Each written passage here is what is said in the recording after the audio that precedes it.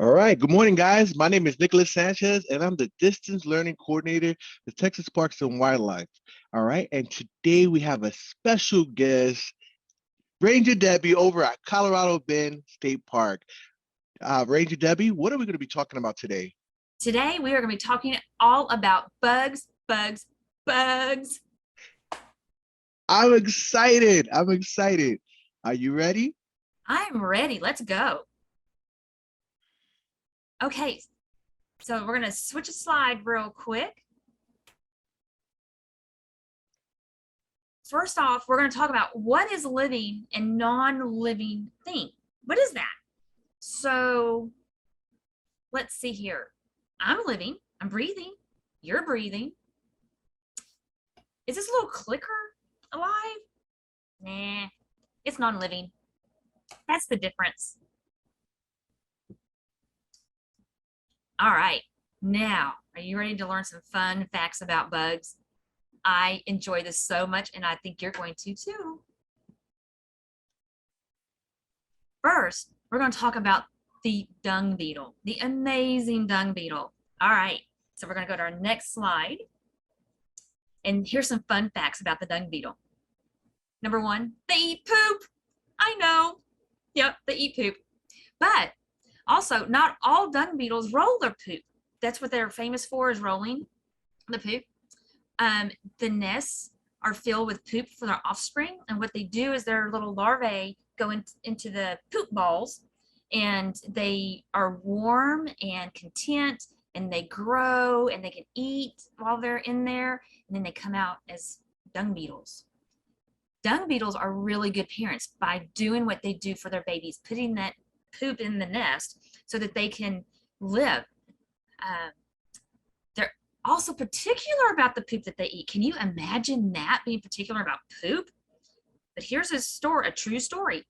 In Australia, when cows were imported into Australia, the dung beetles didn't know what to do with the cow poop. They didn't like it. They liked kangaroo poop. So what the Australians had to do was import American dung beetles to eat the cow poop. Fun fact. And they're also really good at finding poop. When I'm out on our trails here at Colorado Bend State Park, I will stop a hike when I see a dung beetle doing his or her job with that little roll of poop.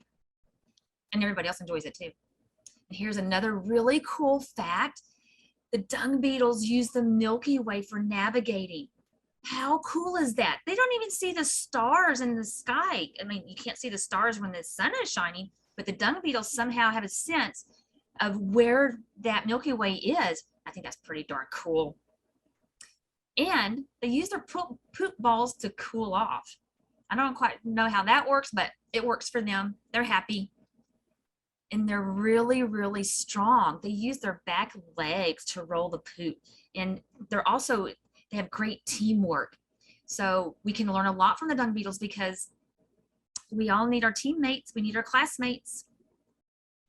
And dung beetles are really, really old. When you start looking into history and studying the Egyptians, you'll see golden scarabs. That's another name for the dung beetle. And they are in the tombs, the pyramids. So it's really, really cool. And the dung beetle has so much history and so much that we can learn from them. So just keep that in mind. All right, now let's go to our next bug. Oh, some basic needs. Required for an organism to survive is air, water, nutrients, light, food, and shelter for animals. And what do they eat and nest with? Poop. This is the time you can get away with saying poop. So that's how the beetle survives. It's so cool, so amazing. And there's a video that's in here as well. But it shows the tenacity of this little beetle. So you want to be nice to them. All right, let's go to our next slide. The lightning bug. Oh my gosh, these are so fun. They're also known as fireflies. They're really beetles. They're not bugs. They're beetles. and they are bioluminescent. That is a big word to say, and I'm glad I didn't stumble over that one today. And they talk by using light signals. So they do an off and on, or a to talk to each other. And their larvae like to eat snails and slugs. So for you all who have gardens, then you want to you really want to have some lightning bugs in your garden. They're our friends. And sometimes the larvae are called glowworms. Remember the little toy that you can get? It's called the glowworm. That's where it comes from. And there are over 136 species of lightning bugs. That's a lot. And this is a really, really cool fact, that they contain two rare chemicals, luciferin and luciferase, that are used in research for cancer, multiple sclerosis, cystic fibrosis, and heart disease. What amazing things come out of that itty bitty firefly. I like the firefly. And one thing that they do in action or reaction behavior is the action or reaction of an object or organism. And how does a lightning bug communicate again? Off and on, off and on. And what do we call this? Talking. All right. Oh my goodness. The roly-poly. Who doesn't like roly-polies? They're fun. They roll up in a little ball. They're also called pill bugs or armadillo bugs. And you probably, when you're looking at it, you're thinking, I know why it's called an armadillo bug. It looks like an armadillo. Because armadillos can also roll up into little balls. And they're typically found in moist areas and around decaying plant matter. So they are good for the environment. And their shell has 7 hard plates. And even though they're called a bug, they aren't an insect at all. I chose them because they're lots of fun. They are a land-dwelling or terrestrial crustacean. So they are really, really old. They adapted to land. And this is something that's really fun. So you can play with the bugs because they don't carry any diseases. It's one of the fun things about the roly-poly. Oh, the cave cricket. The cave cricket is so cool because they live in caves. And if you get to go to a cave, like our park has 480 documented caves. And in every one of them, you're going to have a cave cricket. The cave crickets are white because they don't get out during the daytime. But what they do is they go out at night to eat. And they're often called camel crickets because their backs are really high and they have really, really, really long legs.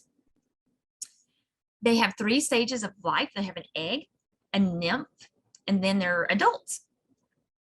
And they're opportunists in their eating habits. So when they come out of the cave at night, or they're a karst feature at night to eat, they're going to eat whatever they can find. They're not picky, like the dung beetle. And they have powerful hind legs, which helps them to jump several feet. So if you ever go on a cave tour with me and you see me buttoning my top button, because I don't want a cave cricket going down my back of my shirt. Oof, give you the heebie-jeebies. And so we talked about them being nocturnal, and that just means that they come out at nighttime. They don't like the daytime. And their environment, it's all the living and non-living elements in a particular geographic area. All right, let's keep on going. Ranger Debbie, we had the opportunity of doing a cave tour with you, and like you mentioned before, you have tons and tons and tons of these cave crickets, and I wanted to like kind of talk about the color of them. When on our visit, they look kind of clear. So and their antennas were really long. Yes. So they're clear because they live in the dark, and so they're not outside with the sunlight to get color in them, and they blend in with the walls of the cave. And their antennae are so long so that they can feel, because they're blind, so they're feeling around them for their food. All right. The cicada, commonly known as the locust. Ooh, these things are loud, but they're fun. And so the cicadas, they live in the ground for 5 to 17 years, depending on the species that it is. And they emerge from the ground. When they do, they're called a brood. And what they do is they climb a nearby tree and they'll merge out of its exoskeleton. And you can watch it sometimes if you're really, really lucky, you can watch them. It's slow motion. It's really, really cool. Their exoskeleton kind of it splits, and then they crawl out, and it's just amazing to see. It's amazing to see. And they are also the loudest of all insects. That is not a fib. They are super, super loud. When you hear that, then like imagine a lawnmower on steroids. Oof, that's what it sounds like. But they're also harmless to humans. They're fun to catch. They're harmless. Their little legs, they don't hurt you at all. And the adult males don't eat anything at all. Can you imagine going your few days of lifespan with not eating anything? And dormancy, it's a phase of minimal activity. Example, trees in winter, frogs in winter. Cicadas can stay dormant for years before they emerge. And like you said, Ranger Debbie, the cicadas, they make noise, right? They make loud noise. And the males, they don't eat anything. All their job is to do is just to mate. That's it. So all that noise for a bug. So, and they're also harmless, correct? That is correct. Yes. When I was a little girl, my uncle and my brother and I would climb our trees in the front yard of our house, and we had these big old pickle jars, and we'd fill the pickle jars up with the locusts or cicadas, and then once that was full, then I'd put them in my pants pocket. So they're harmless. Yeah, you'll see them across like on trees across Texas state parks, and you'll see that they're the shell, Yes. and that means they're emerged and they're on doing their thing. But if you find one, they're not gonna hurt you. Right. The mosquito. I don't know anybody who likes a mosquito. It's only the female mosquitoes that bite us. They find us by using their maxillary palp organ to follow the smell of CO2. And I wish I were one of those people that mosquitoes didn't like, but I'm not. Mosquitoes lay their eggs in water, and there are 4 life stages of the mosquito. There's the egg, the larvae, the pupa, and the adult. And you can, if you have a bowl of water outside your back door or something like that, in the spring and summertime, and even into the fall, you can see if that water isn't cleaned out, then you can see the mosquitoes in there. And there are 200 different types of mosquitoes in the United States alone. That's a lot of mosquitoes. There are 3,000 different species worldwide. I'm glad we don't have all of those here. Now, mosquitoes do carry some diseases. They carry the Zika, the dengue, the West Nile, and malaria. Sometimes you'll hear about those in the news. Mosquitoes only live for about 2 months. And that can be a long 2 months for us. And are y'all ready for this really, really cool fact? Mosquitoes are as old as the dinosaurs. Why? Isn't that so cool? Oh my gosh. And mosquitoes are called consumers. And that means that it's an organism that eats other organisms, plants, and or animals for food. So what do they eat? They like to get on us and suck our blood. But they don't drain us. Yeah, they don't drain us. Yeah, definitely we want to avoid that, especially during summertime when we're Absolutely. out at Colorado Absolutely. Bend. Yeah. The tarantula. This is such a cool bug. Oh, it's a spider. And so tarantulas are spiders, but not all spiders are tarantulas. And There are 987 species of tarantulas. Go figure. They're really big and they're really hairy and they can be really scary, but we don't have to be scared of them. They're not going to hurt us. They are shy. And they really don't have hair. They have setae, which are stiff. It's a stiff structure resembling hair or a bristle. They're not dangerous to humans, I'm sorry. And male tarantulas can live up to 10 years and female tarantulas can live up to 30 years. Can you imagine that? And the largest tarantula is the Goliath bird eater, and it lives in South America, and it can be 11 inches in diameter. That's almost a foot of a spider. Oof. And the Goliath bird eater prefers to eat insects, earthworms, or other invertebrates, so other bugs. It's just called a bird eater because of its size. It doesn't eat birds. And growth is an increase in size, number, value, or strength in the act of growing, getting bigger or higher.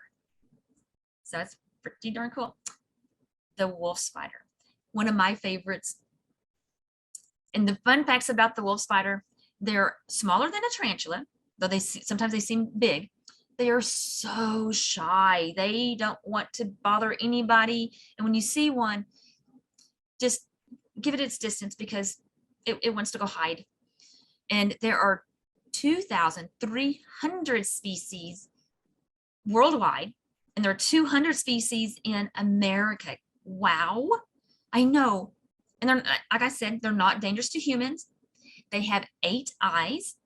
They have up here, and then they have 4 down here, so they can look really mean, but they're not. And wolf spiders got their name because they prey like a wolf. They'll see their prey, and then they'll run up to it and then pounce it. So that's what they do. And the mama spiders, what they do is they carry their young on their back, on their abdomen, and they can have over 100 little baby spiders just crawling around. And then when they get big enough, they go, yeah, okay, you're on your own. All right, now it's question time. All right, question time with Ranger Debbie.